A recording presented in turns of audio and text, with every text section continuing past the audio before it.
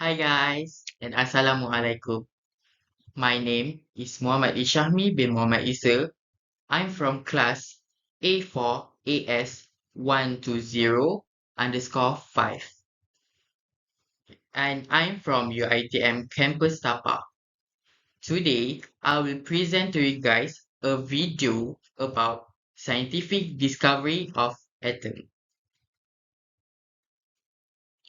In this video, we're going to learn about introduction of atom and history of atom. So, what is atom? Atom is the smallest unit of matter that retains all of the chemical properties of an element. Next, I'm going to tell you guys about history of atomic theory. First, around 400 BC, a Greek philosopher named Democritus suggested the first atomic theory. He named the smallest piece of matter atom, meaning not to be cut. He said atoms were small, hard particles that were all made of the same material but were different shape and size. In 1803, John Dalton, who a British schoolmaster and chemist, proposed an atomic theory which states the atoms were tiny, indivisible, indestructible particles and that each one had a certain mass, size, and chemical behavior that was determined by what kind of element they were. The model of his theory is solid sphere model. Dalton was credited for the three atomic laws that were proven after his time. And the atomic law is first, law of conservation of mass. Matter cannot be created or destroyed in any physical or chemical process, just transferred. Second, law of constant composition. When atoms combine to form molecule, the ratio of atom constant. For example, H2O always have two as many hydrogen atoms as oxygen. Third, law of multiple proportion. If two elements can combine to form more than one compound, then the ratio of the second element combined with a certain mass of the first element is always a ratio of a small whole number. Next, in 1897, J.J. Thomson is a British scientist and the Cavendish Professor of Physics at the University of Cambridge. He said the atom is sphere, but the positive and negative charge are embedded within it. And while experimenting with cathode ray tubes, he discovered corpuscles which were later called electrons. He stated that the atom is neutral. Thomson proposed the plum pudding model. The plum pudding model is a positive charge sphere that has negative charge electrons scattered inside, like resin in plum pudding.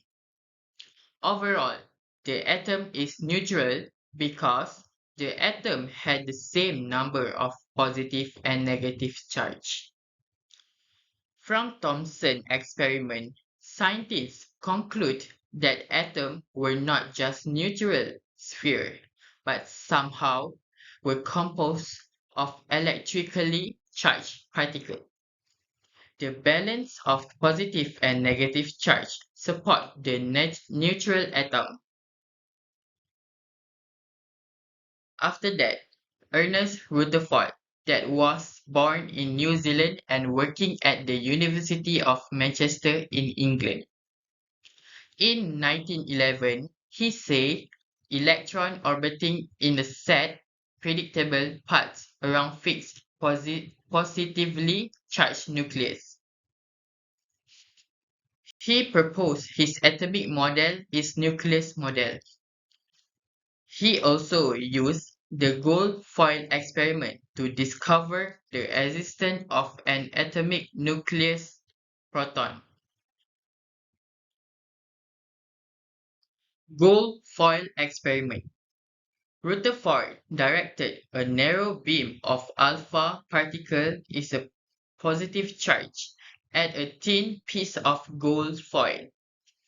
Based on observation from other experiments involving alpha particle, he predicted that the positive charge would go through the foil.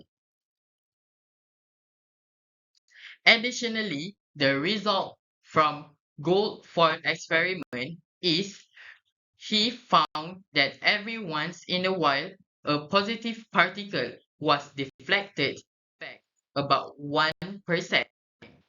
Why? Because the positive charge hit a central mass of positive charge and was repelled. This is the example of the gold foil experiment.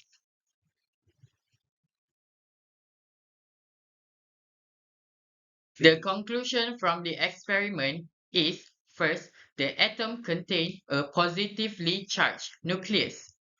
Second, this nucleus contained almost all of the mass of the atom but occupies a very small volume of atom. Third, the negatively charged electron occupied most of the volume of the atom. Fourth, the atom is mostly empty space. After that is Niels Bohr. Niels Bohr was a Danish scientist that worked with Rutherford. In 1913, he said that electrons are arranged in concentric, specific circular orbit around the nucleus.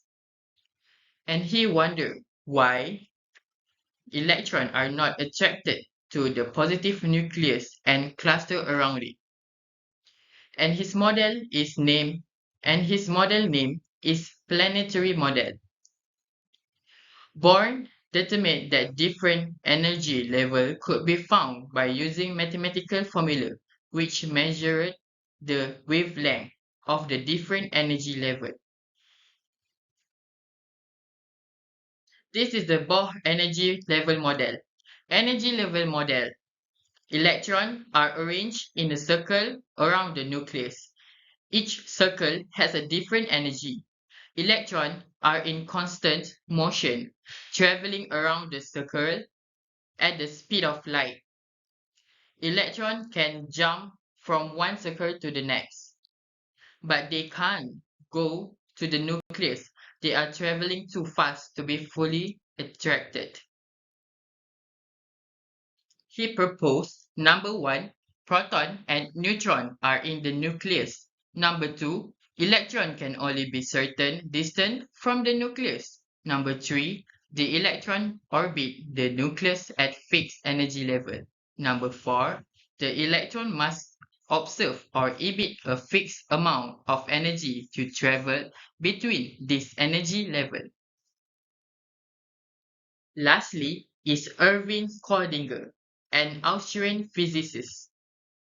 He described the electron as being part of a cloud around the nucleus and introduced wave mechanics as a mathematical model of the atom. The model of his theory is quantum model. While working at the University of Zurich in 1926, he published his work providing a theoretical basis for the atomic model that Niels Bohr had proposed. The equation at the heart of his publication became known as Schrödinger wave equation.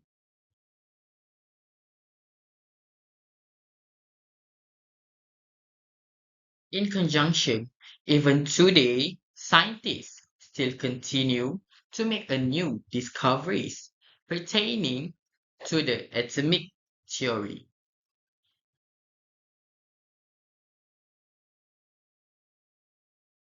So I used three different reference to make this video, and I already listed the link.